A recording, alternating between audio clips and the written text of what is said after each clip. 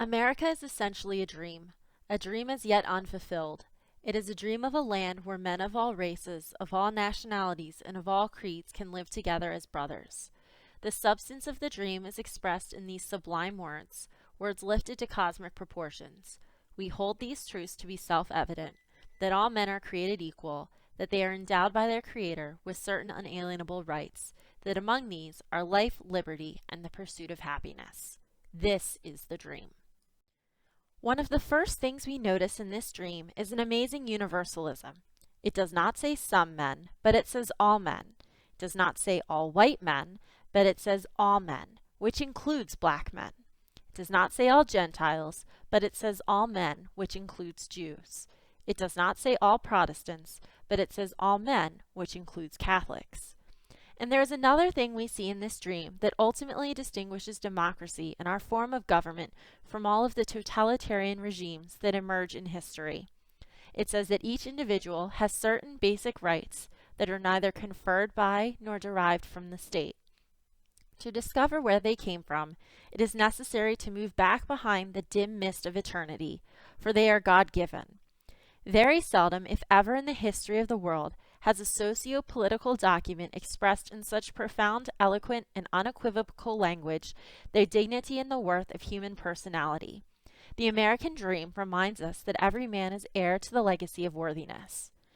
Ever since the founding fathers of our nation dreamed this noble dream, America has been something of a schizophrenic personality, tragically divided against herself.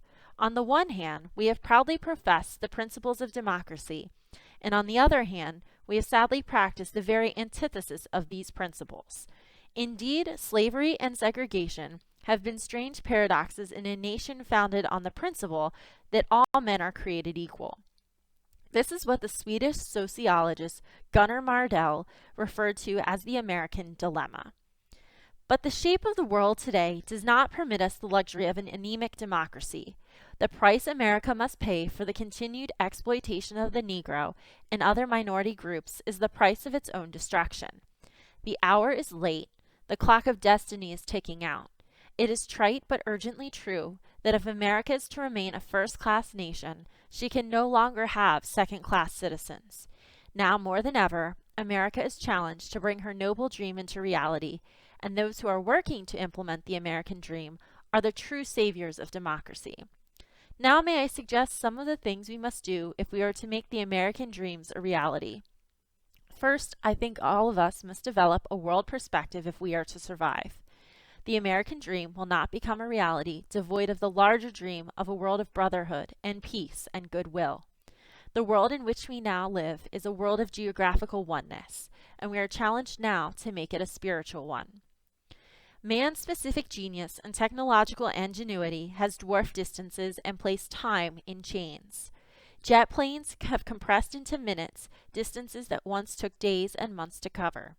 It is not common for a preacher to be quoting Bob Hope, but I think he has aptly described this jet age in which we live.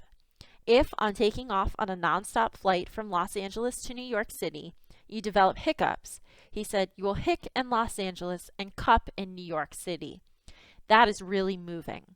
If you take a flight from Tokyo, Japan on Sunday morning, you will arrive in Seattle, Washington on the preceding night.